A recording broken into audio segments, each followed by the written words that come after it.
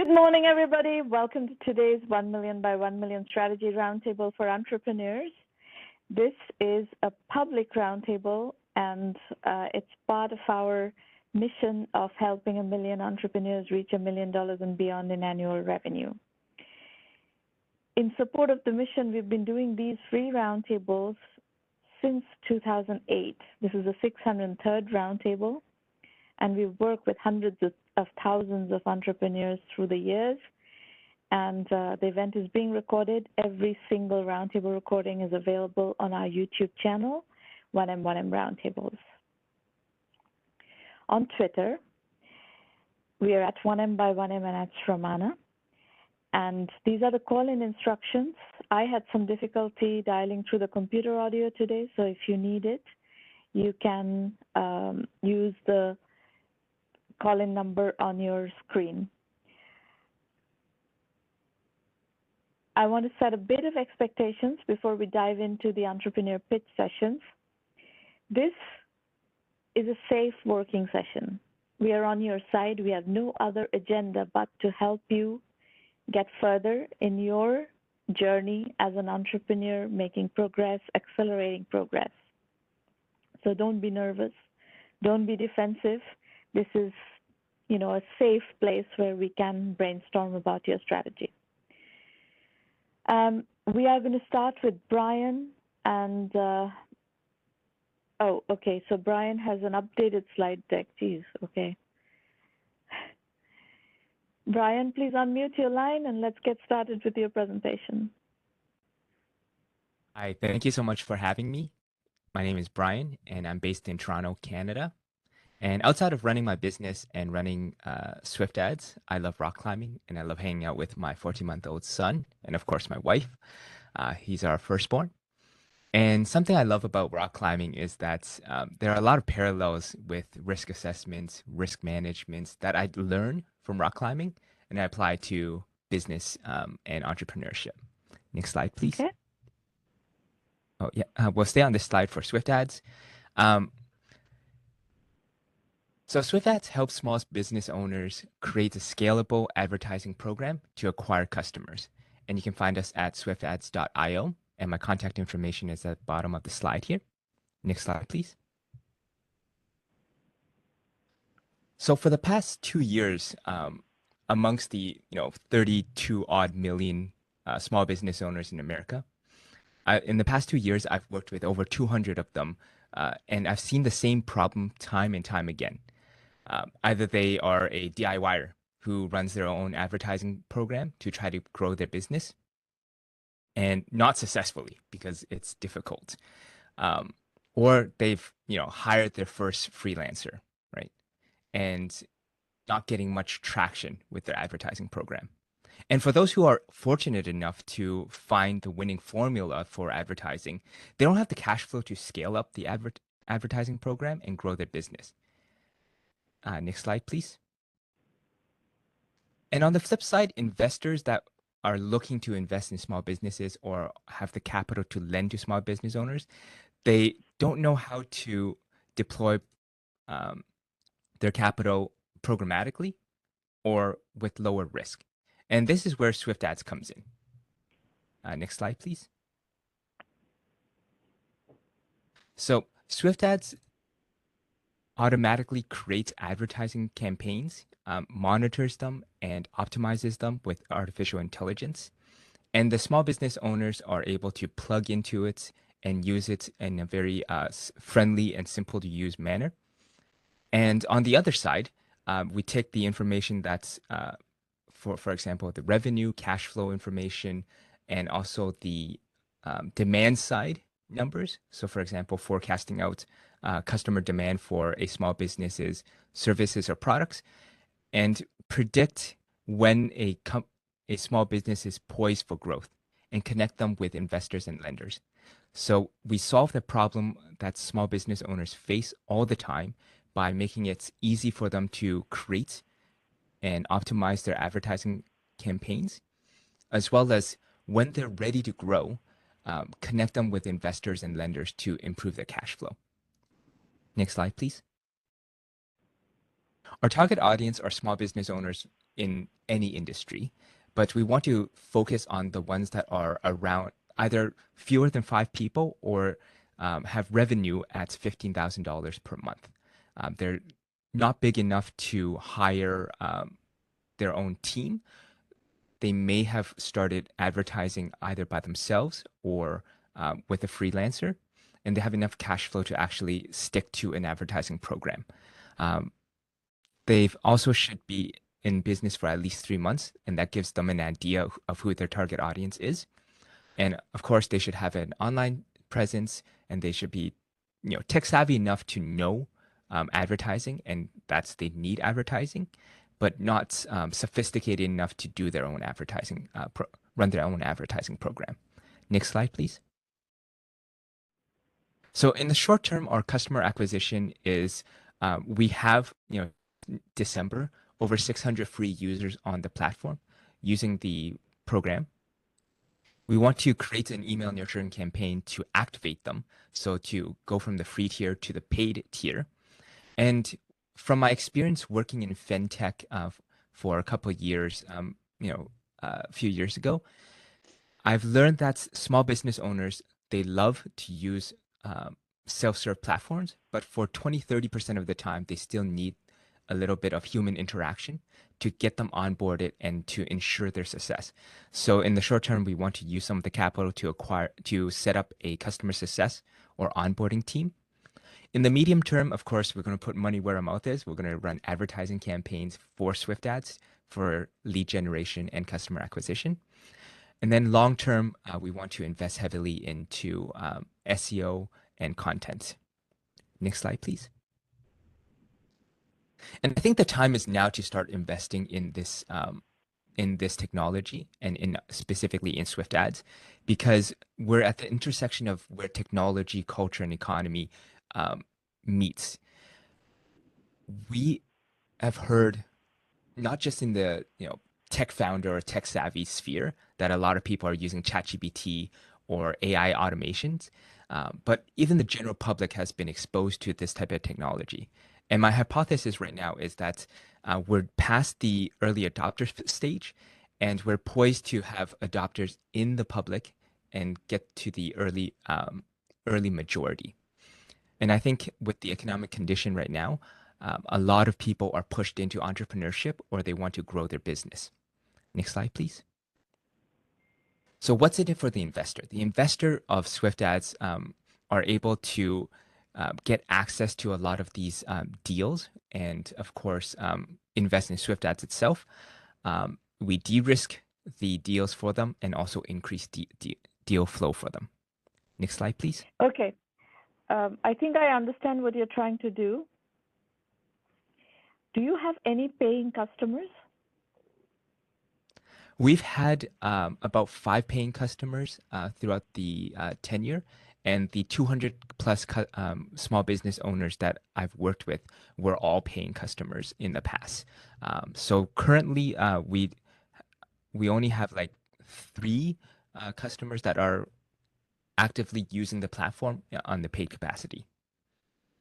So what is the commercial of these 3 customers? How much do they pay you? Is this a MRR? Is it a percentage of the management fee of the ad campaign? What is your business model?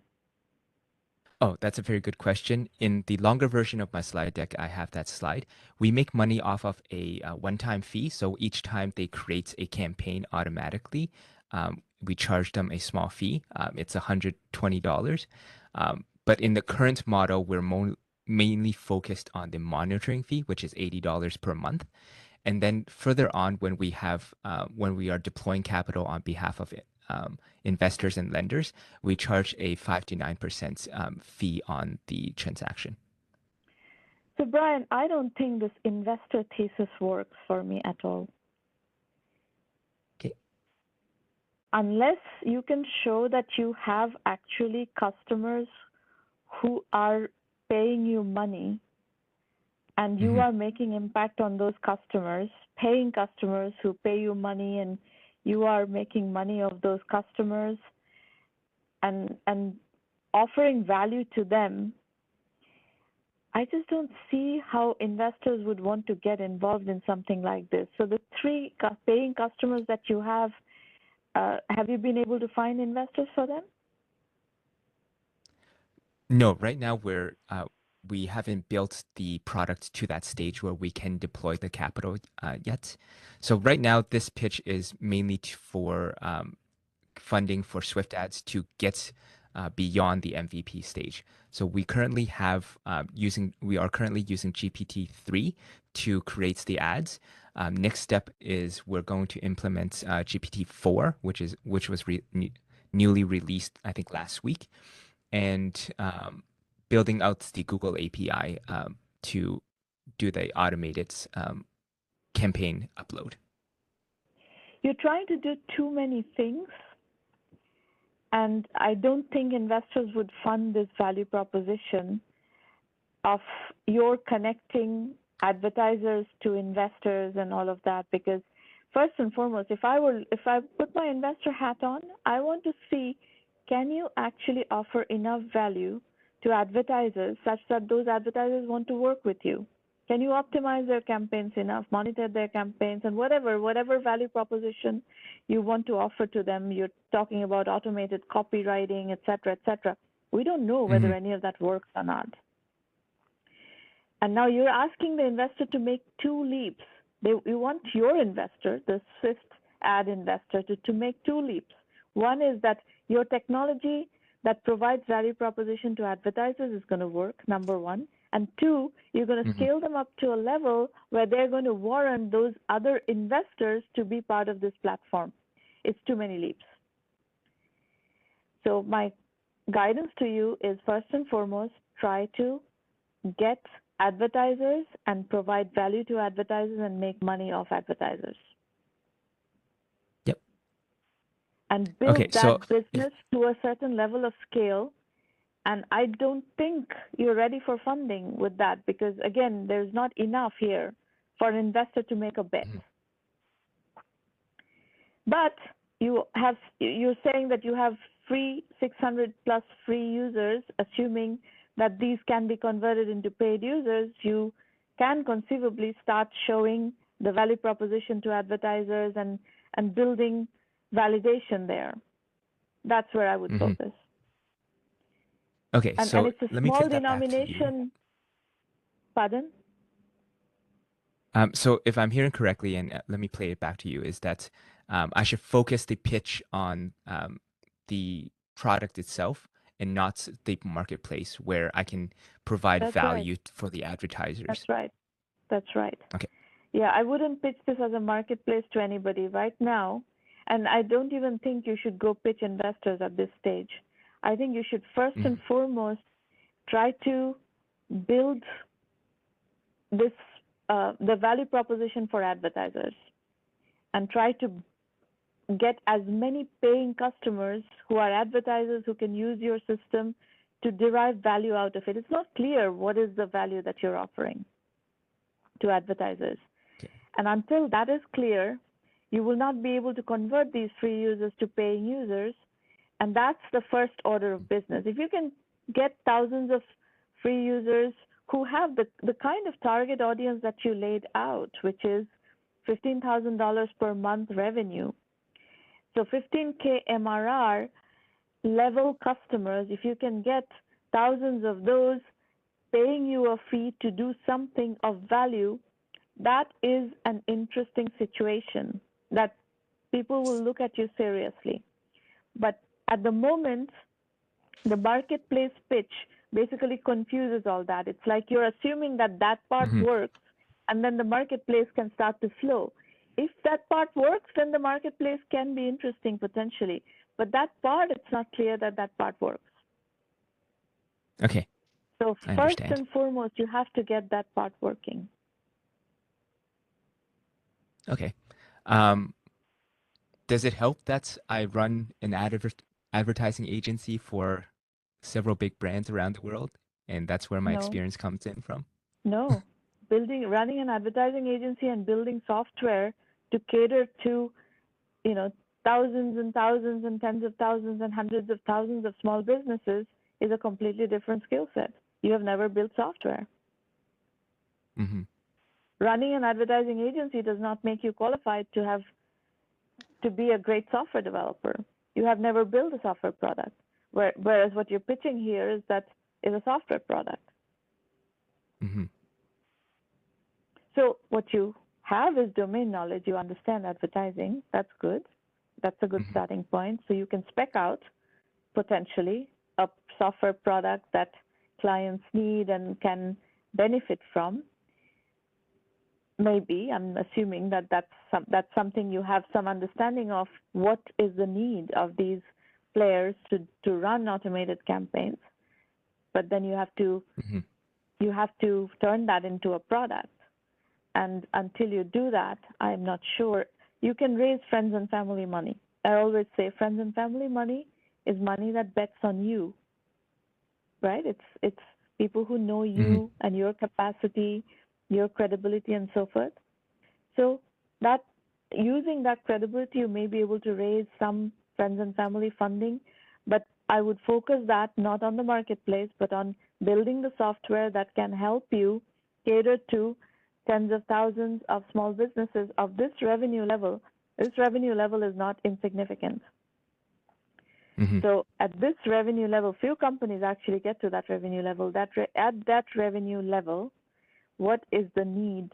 What does the software product need? And can you build that software product? That would be my first question. And that's the question you should try to answer at the moment. Well, that's very, very valid feedback and very amazing. I'm going to try to incorporate this and talk to more people to get their feedback on this as well. And this has helped me sort of realign what my next steps are for the next few months. So thank you for that. Great. That's our intent, is to give you actionable feedback so that you can realign your priorities and focus on the right things. You know, a lot of companies don't make it because they focus on the wrong things. And that's really what we're trying to, help you course correct when you go in that direction. First-time entrepreneur's journey is a very difficult journey. So as it is, an entrepreneur's journey is a very difficult journey. You can see what Elon Musk is doing with Twitter. He's making an absolute mess. So you can make an absolute mess even if you're Elon Musk. But in general, when we are early in our journeys and there's less resource available and there's less knowledge available, it's harder and harder. So good luck. It's interesting. What you're trying to do is interesting. You have some interesting domain knowledge. So try to, crystallize that into the first base, which is to get something of value in the hands of the advertisers that they will pay for. Awesome. Thank you so much for your time. Do you have any other questions before we move on to the next presenter? No, we will do more Q&A after I'm done. I have 5 pitches. I have 4 more pitches. So let me handle those, and then we will get back to Q&A in a little bit. Thank you. I'm going to go back on mute then. Okay. Chloe, you are up next. Wonderful.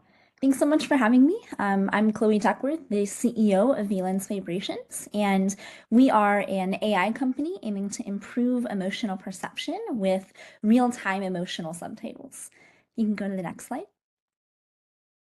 So Valence was born out of a desire to make emotional communication easier. I'm sure you've been in a room with someone of a different gender, accent, or neurotype where you found it difficult to read the room and interpret their emotions across these different vocal patterns. Within the neurodiversity community, we call this the double empathy problem, but you can think of it as an in-group, out-group communication challenge. We struggle to interpret people of a different demographic that aren't in our in-group because our brains interpret emotions by comparing them to the way that we're using our own vocal tone and facial expressions to convey emotions. So importantly here, the problem lies in perception. Because these cues are demographically specific, this problem affects everyone when speaking with someone of a different demographic than their own, whether that be gender, accent, primary language, or neurotype. And you can go to the next slide. And this problem is exacerbated by different sensory processing systems. There's currently 800 million people worldwide, or 10% of the worldwide population, with a condition called alexithymia, which might not be a term that you've heard before, but it essentially means a diagnosable emotional perception deficit. It commonly co-occurs with autism and ADHD, as well as things like traumatic brain injury, anxiety disorders, and PTSD. Next slide. And so we've created high accuracy emotional classification softwares to bridge this gap.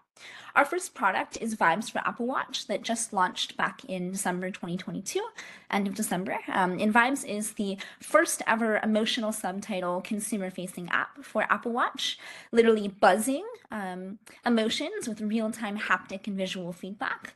What this means is we are classifying vocal emotions through tonal changes with our proprietary machine learning model. And you can go to the next slide. And this has a 92% validation accuracy. And then for the haptic component, this is relaying each emotion as a unique vibration through the band, as well as a visual label on the watch face. So you can literally feel the vibes of the room as vibrations on your wrist. This is utilizing what's called sensory augmentation technology. So we're augmenting a sensory experience to convey new information using tactile stimulation. On the AI side, we are able to beat industry standard accuracy for emotion AI by a significant percentage. Right now, industry standard is about high 70s to low 80%, depending on the use case, and we're at 92%. And this is running fully on edge on the Apple Watch for privacy reasons, so no emotion or voice data is ever leaving your Apple Watch. Next slide. We're also going to be launching a Zoom plugin and other video conferencing plugins later this year and early next year, where the emotion of each speaker on the call will be labeled as an emotional subtitle. And we see this as a great opportunity for companies to improve digital accessibility for diverse teams. We have leads right now interested in licensing this on the API side for their communication and mental health applications, and on the video conferencing side for neurodiversity hiring programs. There are a bunch of companies that are springing up very large neurodiversity hiring programs right now, Microsoft, IBM, Goldman Sachs being some of the main names there, and we're speaking with them right now on licensing deals once we're live. Next slide.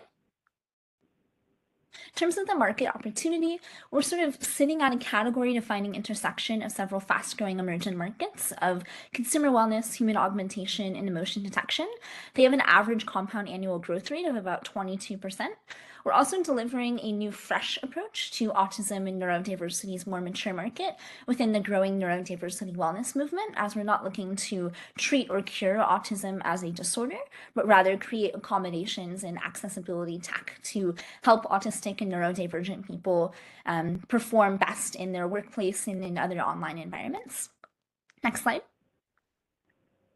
In terms of traction, it's been about 3 months since launch. We've received great initial feedback from paid users and beta testers, which you can see their quotes on this slide.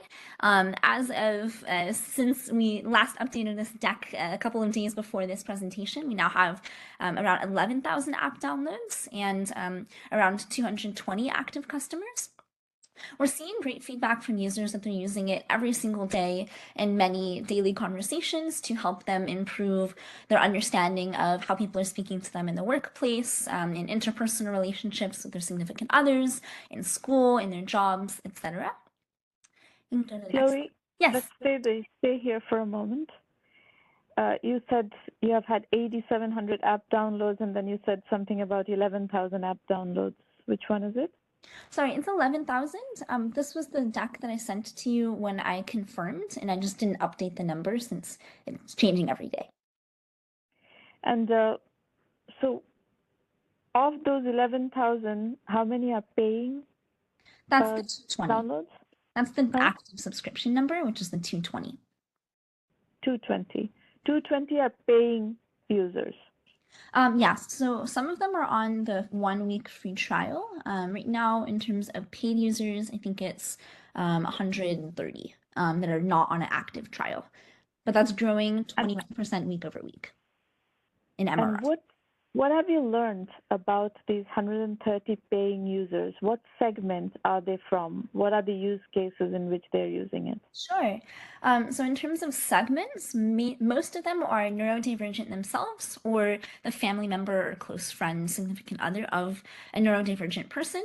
Within neurodiversity, highest proportion is autism, and then ADHD, anxiety disorders, PTSD, and TBI. In terms of how they're using it, to give you an example, one of the users I just spoke with said that she's using it every day in her retail job. She works in sort of a distressing, overloading sensory environment where it's difficult for her to read customers when they're coming up to her and understand and sort of modulate when it's going to be an angry customer that's about to yell at her versus someone that's pleasant but might be sort of neutral. And so it's helping her guide her reactions to these people. So that's sort of one use case. Another use case is an ADHD father that's using it to better mediate his reactions to his family speaking to him. He tends to get very excited in a way that sounds aggressive with more angry vocal inflections. And so it helps him better understand that he needs to take a step back and calm his own emotions so that he can re-engage in the conversation in a more productive way. Mm-hmm. Have you categorized the 130 to these different use cases and buckets, and is there a dominant one? Yes, so autism and ADHD is the dominant one, and folks in that community are either using it for both applications of their own voice and other people, or for one of them. The way that the app works is it's just analyzing the tone in the environment, so it's not really separate technology in any way, it's just what's the most helpful feedback to them. And because this is such a diverse community, it's really different for each person in each environment that they're in. So in some environments, they have pretty neutral emotion themselves, so they don't need to check in with themselves in that moment, but are struggling to read other people, whereas in other times, their own emotions are also sort of obfuscated to them as well. So that kind of confirms my hunch, which is the traction. See, to build something significant of scale with an app, you're going to need millions of users. Yes. Right? It's not with 100 users that you're going to be able to build a significant business. So where should you position your limited marketing resources and so on? I would advise you to choose a segment. You presented a very broad picture in this pitch. I wouldn't present this pitch as such a broad scope project, because anybody in any business, we know this from experience, who tries to boil the ocean fails. You have to pick a positioning, and if that positioning, it's very likely that positioning is in autism and ADHD, and I would size the market accordingly. I would create a go-to-market strategy accordingly, and so forth. So all these other things that you're talking about doing, Zoom integration, is that critical? I don't know. If you put the autism ADHD hat on, is Zoom integration the most critical thing to do? What is the most critical thing to do? So those are the kinds of questions I would ask, and I would reframe the pitch and your business strategy to a market that is showing tendencies of traction, of building traction and validation. Sure. Yeah. So just to clarify, the reason why I'm presenting the Zoom applications is because we have high-profile companies in our pipeline that want to integrate this into their tech in the near term. So the reason why I'm presenting that is because I have done what you've suggested, and investors have pushed back at that because they have an impression that that is too small of a market. What we're trying to do is become the ubiquitous. Is it too small of a market? Have you done the bottom-up market sizing? I have market size. It was on a previous slide. Neurodiversity in terms of emotional perception deficits is 10% of the worldwide population. I didn't get to finish. Yeah, but that's not market sizing. What you presented as market sizing is vague market sizing. It lacks the depth in how market sizing is done. So I don't accept that as a good market sizing exercise. So if you apply principles of market sizing to your business, the solid principles of market sizing, I would like to know whether autism is a small market or not. I don't know. You have to apply the principles and assess that market properly and see if this works. Now, there's one very good sign. If you're saying that you're getting traction from corporations who want to integrate with you and are willing to pay you big dollars, I would definitely explore that and try to understand what is the use case. Why do they want to integrate that? Is it for customer service people? What is the use case for which they want to do this?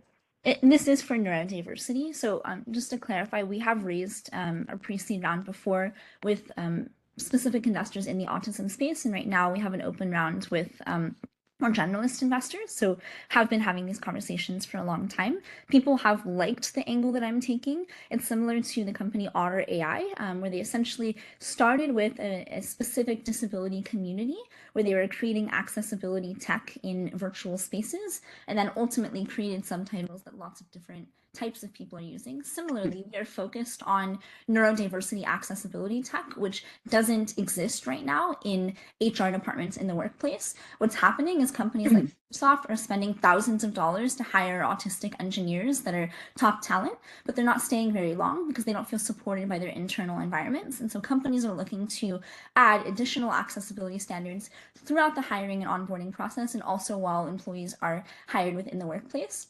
Within big tech companies, autistic and ADHD engineers are overrepresented because of the specific talents of these neurotypes. And so this is a big need for companies. And that's why we're sort of taking this angle of showing them initial consumer traction on Apple Watch so that they can have more data. This type of machine learning. In that case, thank you for that clarification. In that case, you're validating what I'm saying, which is neurodiversity is where your traction is, whether it's in B2C or B2B. You're getting B2B traction with that angle, but your traction is mostly in that.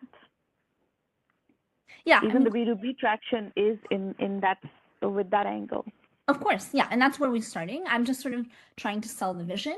Investors that don't have a lot of connection to neurodiversity usually ask me what the moonshot is outside of it, and that's why I've sort of presented the pitch in this way. I used to have a very autism-focused pitch, and it didn't resonate with investors very well because they weren't able to see themselves in the pitch and how they would use tech like that. But that's the problem that you have to address, not change the positioning of the company. I think the positioning that you have changed feels like a forced change, feels too broad, feels imprecise. Instead, what my recommendation would be is to show in the pitch how autistic people would use the program or use the platform. You're right.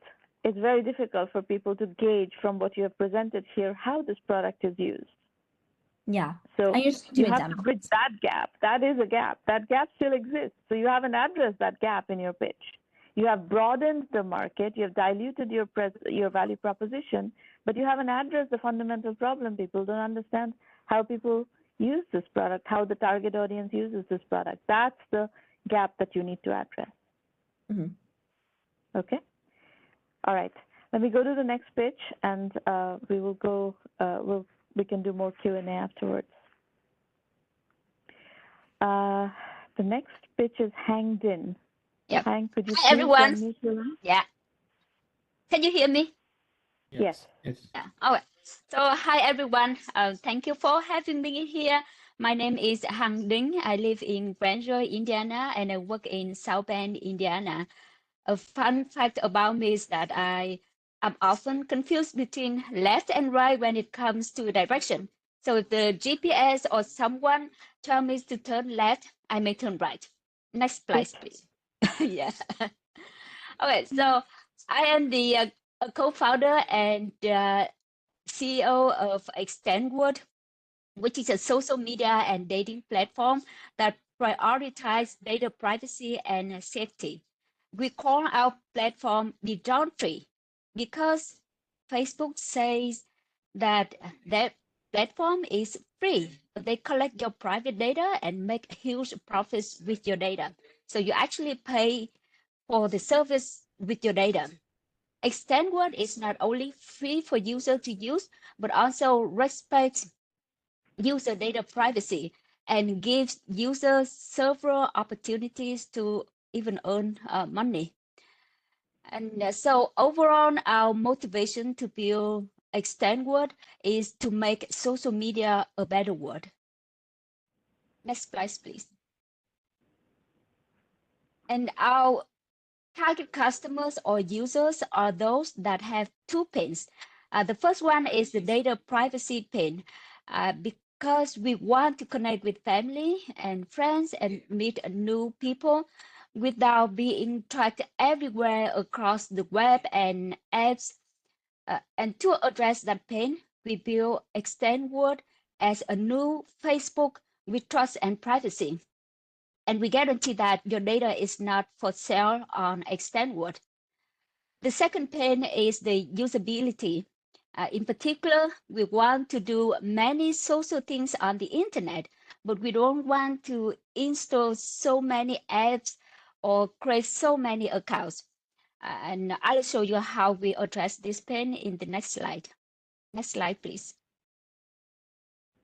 So to address the usability pain, we built ExtentWorld as one platform for all your social media needs. Our platform has 3 separate networks called ExtentWorld Dating, ExtentWorld Private, and ExtentWorld Public. All are in the same app, and you can switch between these 3 networks easily, just with one click. And you can use all of them with the same account. So you don't have to create like 3 different accounts if you want to use 3 networks. However, each network requires a different type of profile. For example, if you want to use ExtentWorld Dating, you have to create a dating profile. And on the ExtentWorld Dating, we provide a trusted online service with identity verification via videos and voice. We try to make sure that there's no scammer or fake profiles on ExtentWorld Dating. ExtentWorld Private is a dedicated space for connecting with families and friends. So it has no ads and no other distractions, because you don't want to discuss politics about Trump and things in the space with your families and friends, because it may ruin your relationship. And ExtentWorld Public is a public square where you can meet new people, discuss in public forums, sell or buy stuff, and can even make money through a variety of monetization options. And we also provide end-to-end encrypted video calls across all these 3 networks. Next slide, please. And so here is how we are currently getting traction. We use Google Ads to get users in Asia and Africa, and also some users in the US. But Google Ads in the US is like 10 times more expensive than in Asia and Africa. So we have been trying to use public. Yes. Sorry. So we have been trying to use public relation to get user in the US. We also use different organic channels, including referrals, search engine optimization, and other social media outreach.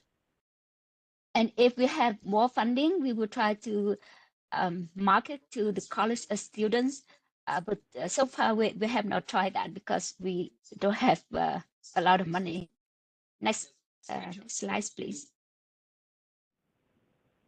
And here's the traction we've got so far without any external funding and no full-time employee.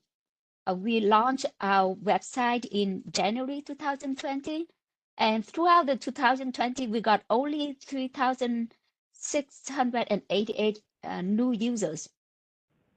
And in July 2021, we published our app on Google Play and started introducing the paid verification. But we had only 2 paid users in 2021. We got more than 93,000 new users in 2021, though. And in 2022, the number of new users doubles those in 2021. And we got a lot more paid users, partly because we reduced the verification fee from $20 to only $5 starting in November 2022. And in 2023 so far, we already have more paid users than the total paid users in 2022. And people are That's paying for what? The verification of the account? So far, that's what we get to get the account verified. And where are your users currently? These, let's say, 200,000, 250,000 users, where are they?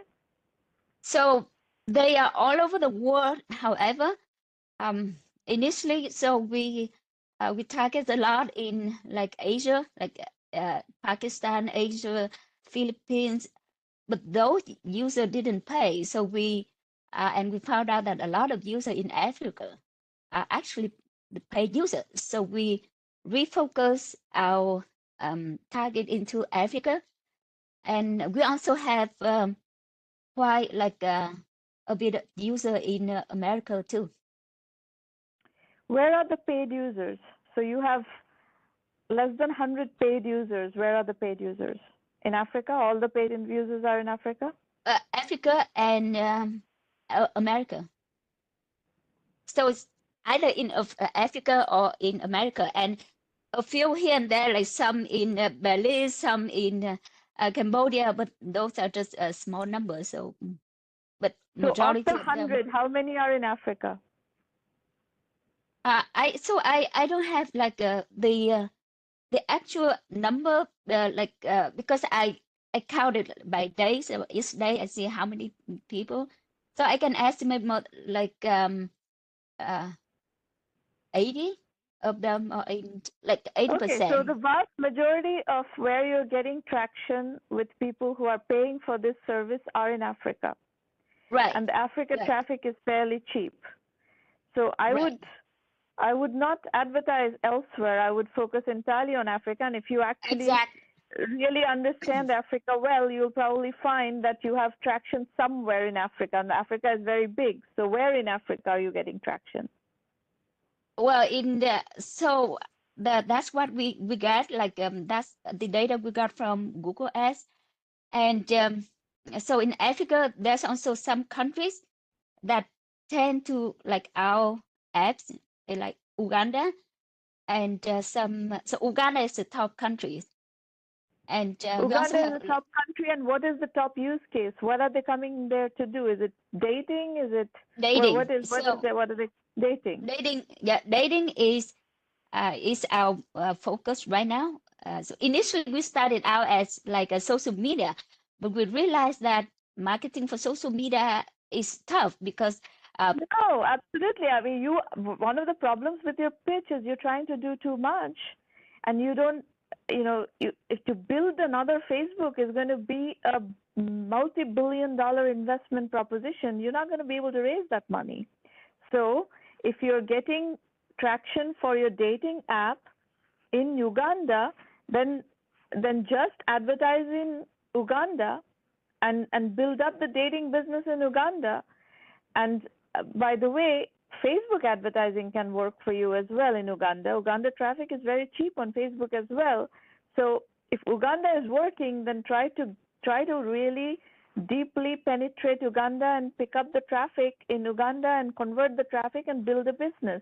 Don't go spend your advertising, very, very precious advertising dollars all over the place. See, one of the principles we have in 1 million by 1 million is pray, and pray doesn't work. Mm-hmm. You have to target very precisely and position really precisely, and then execute on a principle and a positioning. In your case, that positioning is Uganda, geography-wise, use case-wise, dating. So just go focus on Uganda, focus on dating app, and build the Uganda business, and assess TAM on how far can you go with Uganda, how big a dating business can you build in Uganda? That's exactly what we are doing now. So we keep changing our target based on the data, and so right now, like our as targets are mostly in Uganda and in like other countries that also had like a significant number of users compared to like the like paid user compared to the new user. So yep, so I think that's good. And we only advertise for dating. Right. So your question about woman-led tech startup, I see I'm not a big believer in crying about being a woman and all that. If you have metrics, people fund you. People don't fund you because you're a man or a woman. People fund you if you have a good business and you have good metrics. So I would advise you not to think about this subject. I would say, advise you to focus on how to make the business successful, and that's something I can help you do. Okay, thank you very much. And on computer science, being an associate professor of computer science, at the moment where you are, you're in a fairly experimental period. You don't have, I think you can do this on the side and not, you're not fundraising right now. You cannot raise funds at the moment. You have to get much further before you can raise funds. And at the moment, being a professor in computer science is no problem. Okay. Eventually, if this scales to a point where you do want to raise money and you can raise money, investors would require that you quit your other career and become full-time before they write checks to let you do that. But at the moment, given the stage you're in, having a paycheck from someone else, somewhere else, is good. We have this track called Bootstrapping with a Paycheck. You are doing that. I've seen that. Bootstrapping your company with a paycheck, and that's perfectly fine. Okay. We support that mode of business building extensively. Thank you very much. You're welcome. And by the way, there are probably some other African geographies besides Uganda that are going to work for you, where traffic is cheap and where people may be. So look in your data to see if they're leading indicators of any other geography, but definitely execute the hell out of Uganda first. Yeah. Somehow Uganda is the one that has a lot of paid user, but there's also other countries too in Africa. Yeah. There may be other countries, and Africa traffic is cheap. So if you can find Right. other African countries where there is traction for paying users, then for dating apps, that may be worthwhile doing. Right, because in Africa, like I can just get like one user for like 25 cents, like cost in The ads. trick is to get paying users, not just users. You have to get paying users. Yep. Thank you very much. You're very welcome. All right, Julie, you're up next. NettyWorth. All right. Yes. Yes. I just wanted to introduce myself and thank you for having me on. Sorry, is your name July or July. July. Okay. All right. Please go ahead. All right. So my name is July. I'm a second-time founder and former marketing director at a fintech. I'm currently the co-founder and CEO at NettyWorth. NettyWorth is a Web3 platform that enables millions of users to manage and borrow against their digital assets. Next slide. So as a lifelong collector of watches, motorcycle, and physical art, I quickly understood the difficulties of calculating my value of my digital assets. Spent countless hours updating spreadsheets, visiting multiple platforms that had poor site design and lending options. After feeling this frustration, I created NettyWorth. Next slide. So this is the team. Basically, Alcides is my co-founder. He's also a second-time founder and has managed an award-winning agency for over 15 years. Our CTO is Ivan. He has been the DevOps for one of the largest chemical companies in the world. His main focus is development and security. And we also have Sebastian, who's our UI and UX designer, 3 additional team members, and also a legal advisor. Next slide. So these are the current problems in the Web3 space. If you look at the Twitter post here, he basically summarizes what we've gathered from surveys and talking to users. The issue with Web3 is where we communicate is separate from where we hold our wallets, which is separate from where we buy, sell, which is separate from where we take loans. How he states we desperately need to simplify this, I agree. Users are overwhelmed and need to visit multiple platforms to achieve their goals. They also don't know their current crypto and NFT value. The reason why is because they have multiple wallets. And if you own multiple assets, it's very hard to understand the proper value at that time. Yeah, and also users lack liquidity. Next slide. So imagine a platform where there was a portfolio dashboard that Web3 users were able to manage their asset. Imagine a platform that allows chat, news, data, and tools, and direct lending all on one platform. Next. So this is what we built. Over the last year and a half, we've built 3 versions of the platform. We've built the fastest and most accurate crypto and NFT portfolio tracker. We've updated our UX and UI design to make it mobile and desktop friendly. Live news, upcoming calendar, and top sales data. Next slide. This is our current transition phase. You'll see version 1, version 2, and basically where we're headed. We're building a chat feature within the platform, again, because Web3 is part of a community. And then we'll be moving over to our phase 5, which is our peer-to-peer lending market. Next. This is our current traction. So we have currently over 3,000 monthly visitors. Our engagement time over the last 60 days went from about 1 minute and 15 seconds all the way up to 3 minutes and 22 seconds.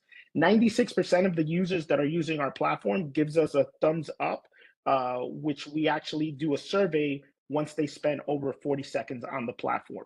And 50% of these users are returning back into the platform. This is what Twitter is saying about us. I wish my value was higher, but felt super safe using the platform, super easy to use, incredible data that I'll share with friends, and the platform is very good. Yep. Can you explain what they're doing for 3 minutes and 22 seconds? What is the behavior? Where do they go? What do they look at? Yeah, so what we did was when we designed this, we looked at it that most users need to every day look at where their current value sits, and in that design, we created a news feed so it keeps them up to date with everything that's going on, as well as like the crypto data and also like top sales and upcoming. So this page creates a stickiness where users need to keep coming back to the platform because data so they're is changing so consuming much. content. They're not really transacting. They're consuming content. When they come, they're consuming content. Yes, correct. Yeah. And then our goal is to What validation do you have that institutional investors are going to lend against digital assets, and then peer-to-peer lending against digital assets? What validation do you have? Could I go over this slide because the next one covers it, or do you want to go to the next one? No, go ahead, please. All right, so our goal is to provide real financial solutions. Think of Credit Karma, right? They created a no-cost method for users to obtain their credit score. That's the same thing that we're doing in the Web3 space. Basically, users are obtaining data and their total value, right? So similar to what's your credit score is what's your NettyWorth. We're using this data and connecting both borrowers and lenders, unlike anyone in the current Web3 space. Next slide. And this is the current market as of right now. So the current NFT lending market is nearly $500 million. It's expected to reach 1 billion within the next 2 years. This is already a market that's moving. We believe that we could go after that 105 million by focusing on 384 collections. And that's a consistency of 940 users, 940,000 users. Next slide. I don't understand what you said in this. You're focusing on the 105 million based on what? So out of that 105 million, so the current market is 500 million. Our focus is to focus on getting into that $105 million in revenue. And what that consists of 384 collections and 950,000 users. So this is based on their digital assets. So if we look at the whole lending pool, is who are we going to actually go after? So there are about 1 million users who are in this 105 million pool. Correct. Yes. That you want to go after, and how much do you want to charge for this credit report, let's say? Next slide. Yeah. So this is our business model. right? So it's digital asset lending. So obviously our goal is, because of blockchain, is to allow the community to participate in this peer-to-peer lending. But this is our direct lending model. Basically, the average asset value for these 384 collections is 6,200. If we provide a 25% loan to value on these assets, it's a $1,550 a loan. And then if we're doing an average of a 20% APR, is $310, meaning that if we transact 338,000 loans a year, we're able to bring in $105 million in revenue. And how we're showing on the app. I don't know how the math works. I'm trying to understand. Your revenue model is a credit report, right? We make money from providing the loan. That didn't at all become clear. You just positioned yourself as an equivalent of Credit Karma, who provides a credit report for consumers. No. Okay, so what I'm showing here with Credit Karma is what they did versus my FICO is that they did not charge to provide users with free data, right? So we provide users a no-cost method to manage their asset, and basically then we get the data once they connect their wallet on our platform. We validate. Okay, so you are the lender.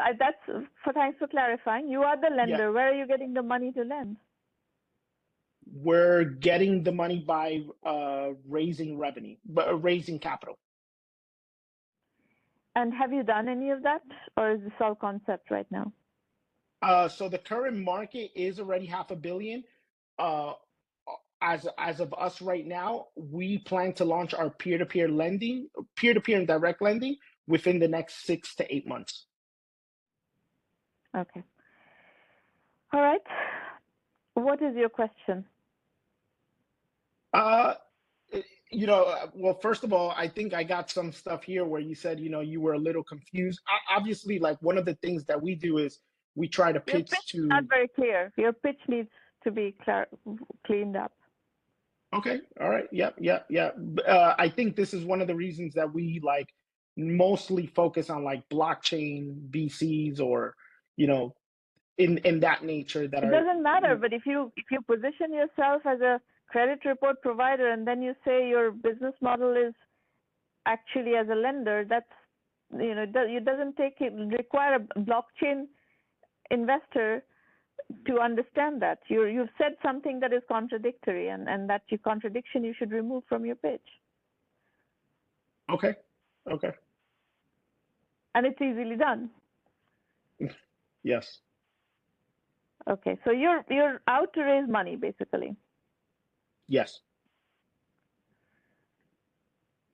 And $5 million in seed money is going to give you how much money to lend? About $2.8 million. And what is your assumption about denomination? How many customers do you think you can bring in with that kind of $2.8 million lending? Yeah, so because the average loan typically tends to be for about 30 to 60 days, what we've determined is that we could basically get to that 105 million mark within 5 years. With just that 5 million fundraise, or? As of right now, it would require 2 fundraising. And what is the denomination of the second fundraise? How much capital do you need to have available to be able to do your 105 million number? It's approximately $5 to $7 million. So that's $5 to $7 million of lending capital, not the operational lending capital. Correct. Yeah. And how much operational capital do you need? For a 36-month, well, we're looking at 24-month burn rate. We're talking about in the neighborhood of 1.1 mil. So 1.1 million in operating capital, 5 to 7 million in lending capital, 2 years. You think you can get to 105 million in revenue? Yes. Has anybody done that kind of number before? Yeah. So NFT5 just did. They're one of our competitors. They raised $6 million. I believe they're already at 180 million in revenue. The issue is that there's no users, people that are replicating this business model as far as providing lending to the Web3 space. The reason that it doesn't work is because they don't have stickiness. So yeah, you have one player that's doing very good. They were early on, but after talking to users and spending hours with them, the issue is that it's hard to match and get the right person to say, hey, give me a loan for this. What we're using is the data, and basically what we're able to do is push a notification to let you know that you have money, that you could lend against that, or we can lend directly. So we're using the data to connect both the borrower and the lender, where other platforms, honestly, this is shocking. You have to fill out a form.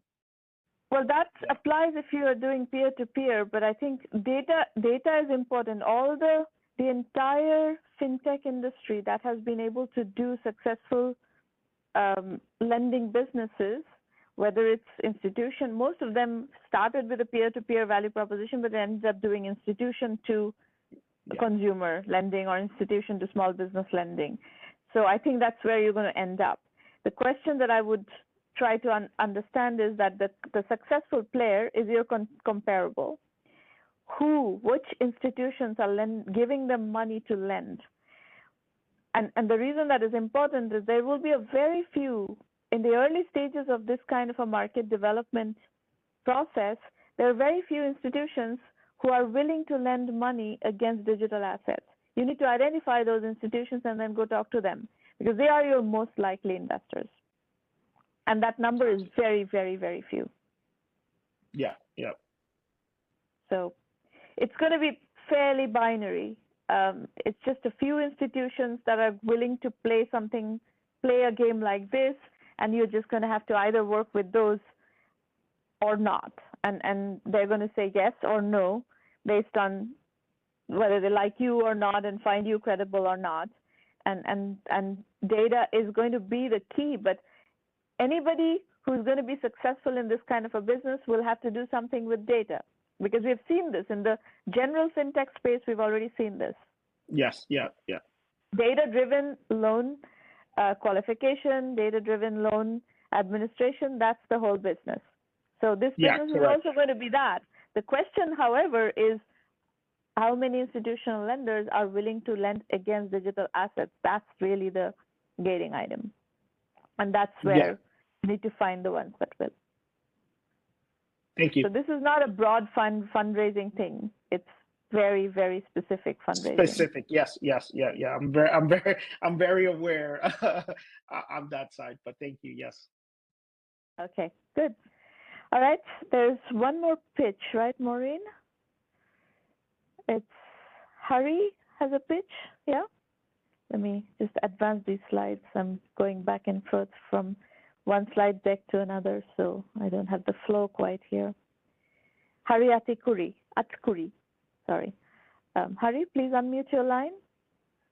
Hi, everybody, and more importantly, Shramana, it is great meeting you here.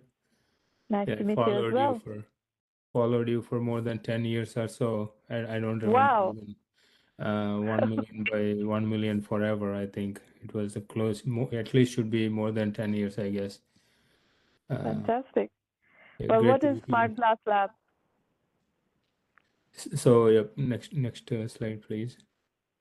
So Kinetic Glass is an award-winning next-generation smart glass for windows and doors, focusing for luxury homes and the commercial glass and door industry, basically.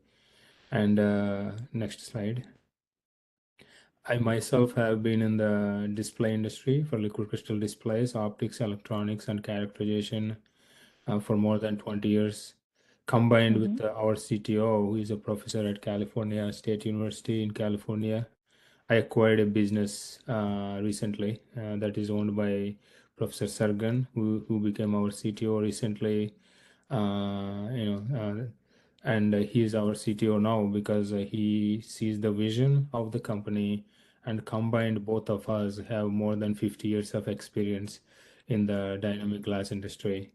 And the industry problem is, with the traditional and many current smart glass and window markets, they're very slow. They're very slow in adapting because there is a huge disconnect, right? Huge disconnect between the executive team and the R&D team. And it is very difficult for your mind also to understand, how to bring these complex products to the mass market. So that is where smart glass labs come into the picture. Next slide, please. So here in the next 3 slides, we are going to see basically electrochromic technology, which is not a privacy product. I'll also tell what is a privacy product, but it is a light control product. So you will actually have a different amount of light transmitted through the window, but you can still see on the other side. So it is not a privacy. So let us take to the next one.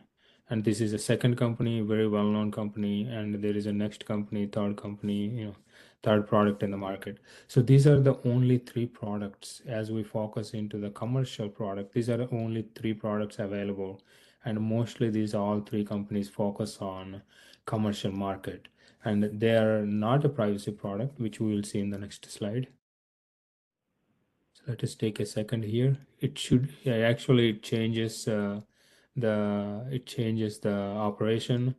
When you press a button, it actually becomes completely clear. So it is a frosty glass on demand. So we go to the kinetic glass on the, please go next one. So far we have seen 2 technologies. Just to be clear, the first technology is electrochromic, which is mostly available for commercial, even though really niche market it is addressing. And the second one is PDLC, polymer dispersed liquid crystal. The inventor of that one is from my lab. I was from his lab many years ago. So that is actually a well-known product, even though the patent has expired, many years ago. So the difference here we are seeing on the slide. On the left side, we have a current smart glass. You take all the smart glasses, put them together, right? That is the left side we are seeing in the color yellow. On the right side, we are seeing kinetic glass, right? So the difference is very clear. So on the size wise, kinetic glass does not have any size limitations. You can make as large, as big area you want. You can produce that.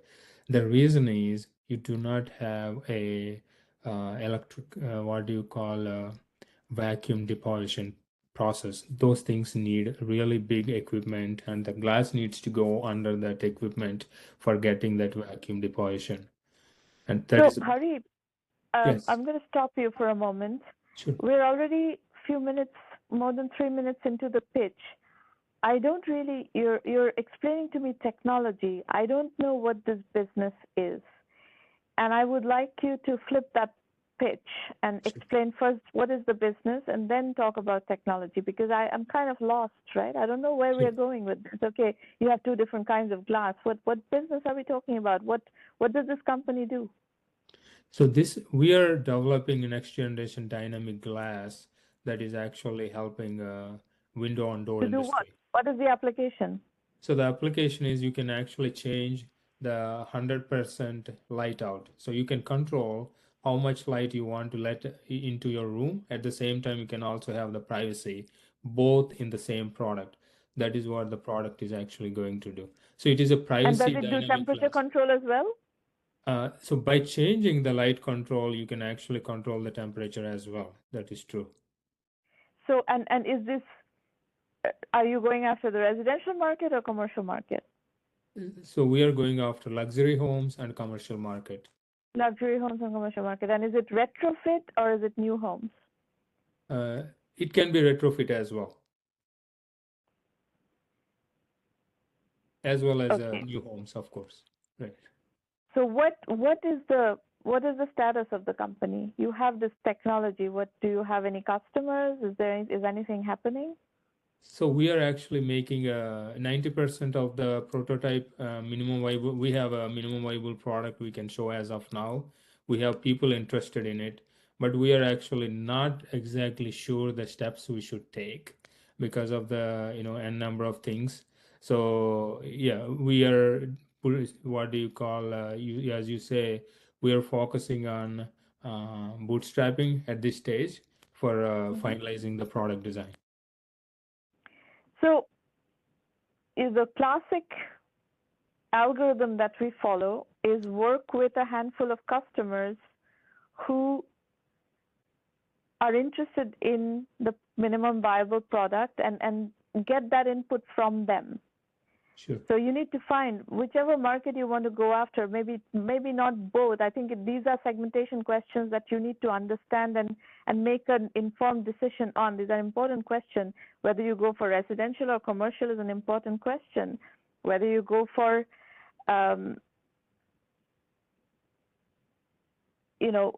retrofit or new homes or new buildings, new constructions is an important question. Those are the questions that you need to answer, and you need to find a segment where you are getting traction by way of interest, and then use that traction to figure out what is it that they want to see and what are they willing to pay. This kind of technology, they may be willing to advance you. They may be willing to give you an advance order against which you fulfill that order and get paid. They can maybe give you 50% advance or something like that. But first and foremost, you need to find that positioning. So Sure. just because you are saying you want to go after commercial and residential, you want to go for new homes and retrofit, I can't take that seriously. You're going to need to validate that in the market. Just because you're saying you want to go retrofit doesn't mean the retrofit market is going to be interested in your product. It depends on what is the cost involved and so forth. So there are a lot of decisions to make. And again, these are, validation methodology questions. I can help you with framing how to figure out your next steps. And the way we do this in the program is we define what those next steps are, and then the entrepreneur goes and does the legwork, the homework, the research, the discussions, and so forth. And then we gradually build on what we are learning from the market. That's how we do validation exercises, and basically one foot before the other. Awesome. Okay. All right. So we're kind of getting to the end of the session. I still need to speak with Pankaj. Let me do one thing. Pankaj, just hold on for a second. I'm going to work with you after I've done the 1M section. You've heard several discussions today, and as you can see, I'm giving you very, very candid feedback. I'm not trying to sugarcoat the feedback. I'm trying to give you actionable items with which you can go do something and make some progress. So if you like that approach, then please refer other serious entrepreneurs to us, and we would be happy to work with them. All resources are at 1Mby1M.com. There is a free blog. You're very welcome to start studying it, and many of you have been studying that for a long time. That's why you are here. We also have the Entrepreneur Journeys book series. There are 12 volumes of case study-based books, another good learning material, all available on Amazon Digital. These roundtables happen every week, so you're welcome to come and participate. You can pitch for free once, but if you want to continue to interact with me on a regular basis, your best bet is to join the premium program.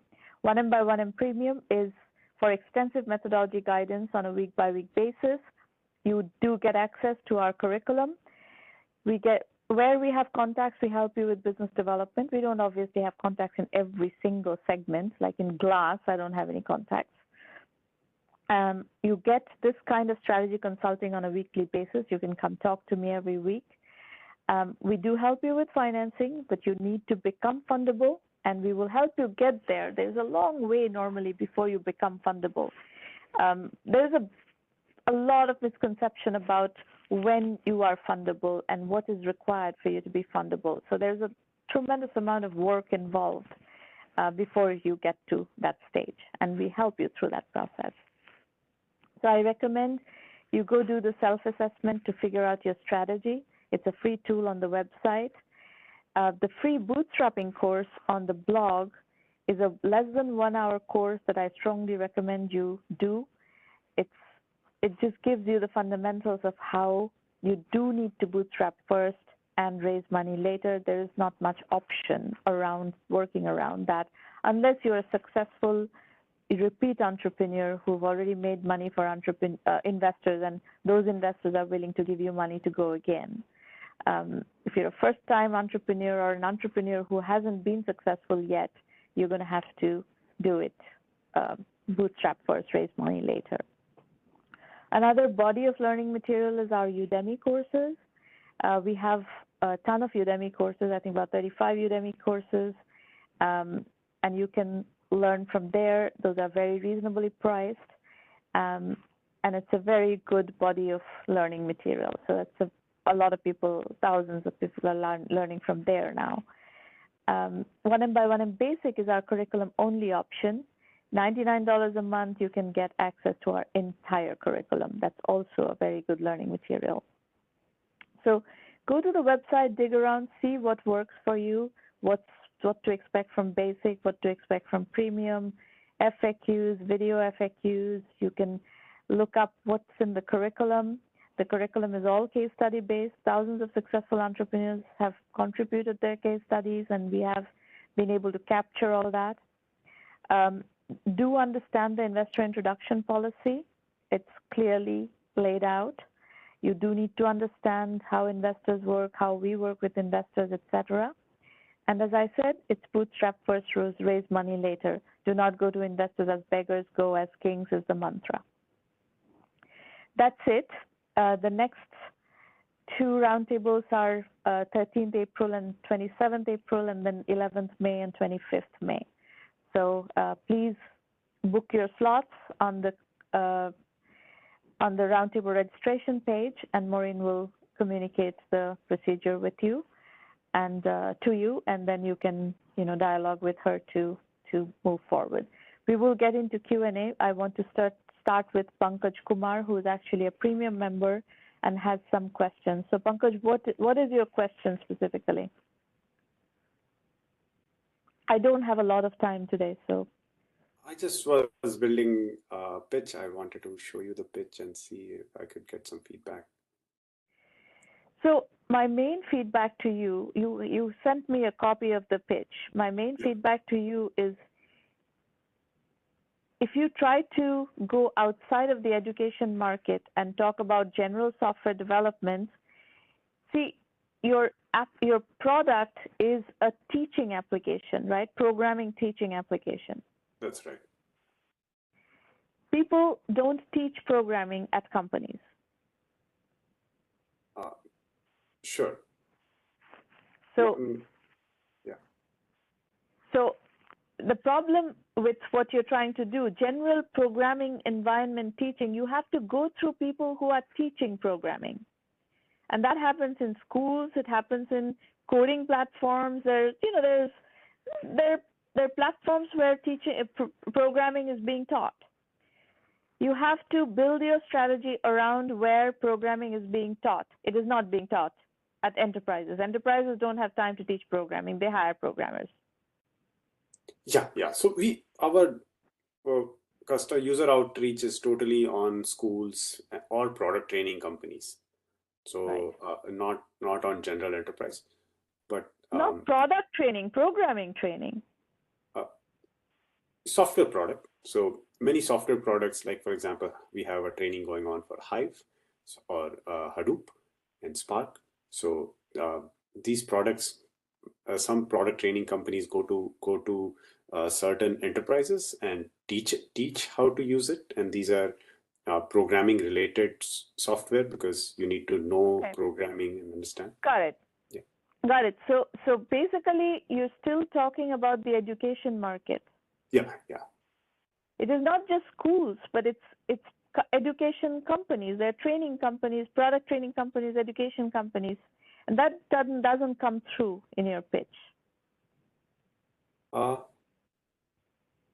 Okay. The most recent one, I think there is no mention of anything other than them. Okay, good. So you've done another rev based on what feedback I gave you. Yes. So ask me specific questions about, I don't have time right now to review another pitch. I only have 4 minutes. So go ahead. I would like to, our market is in India. I would like to see, why is your market in India? Product training and programming training happens all over the world. Why is your market in India? Your validation is happening in India. That doesn't mean your market is in India. So that's right. That was my question.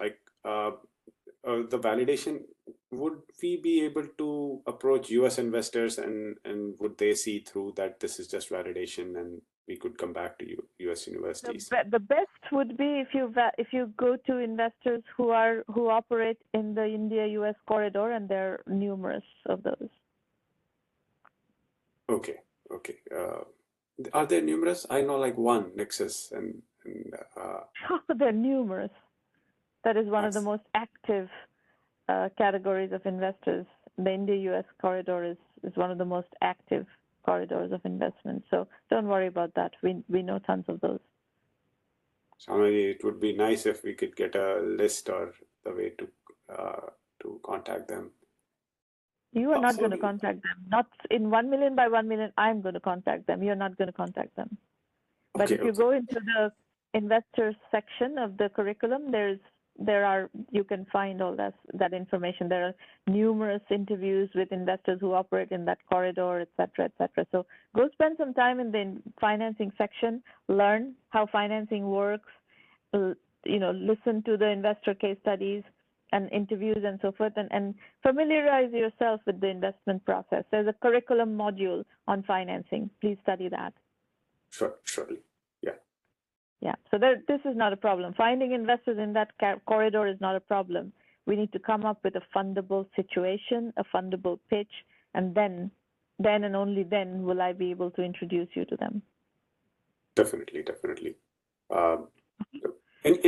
Any feedback if you get time, if you see the new one that I'm sending? I would like you to do the financing correct section of the curriculum, and then based on what you learn in there, do a revamp of the slides, and then come talk to me at the next private roundtable with your slides. We will do a slide review in the next private roundtable, but I want you to do the financing module of the curriculum first. Okay, sure. Okay. Yeah. It's just going to be a lot easier for me to work with you if you use the curriculum, and this is true to every one of you who are in Premium. The only way you can access curriculum and working with me is through Premium. You absolutely need to do the curriculum as you go along to learn the gaps, to plug the gaps in your own understanding of the fundraising process, customer acquisition process, funnel building process, etc., positioning process. All of these are disciplines within the entrepreneurship field. These are disciplines, and you do need to learn these disciplines and build your knowledge. Otherwise, it's very difficult to to be successful as an entrepreneur. It's a very steep learning curve. This is great. We try to wing it sometimes, but thank you for. There's no point trying to wing it. There's no point. There's a very systematic way of learning. Invest that learning, and then you are in a much stronger position. There's no substitute for your own knowledge, and building your own knowledge is invaluably helpful. Okay, if you have questions about the program, folks, talk to Irina at 1Mby1M.com. She can do WhatsApp or Skype with you if you want. I think that's all we have time for today. It's 9:30, and we're going to wrap up. I will see you next week, the Premium members, and if you're not a Premium member, then I'll see you at the next public roundtable. Talk to you soon. Thank you. Bye. Thank you.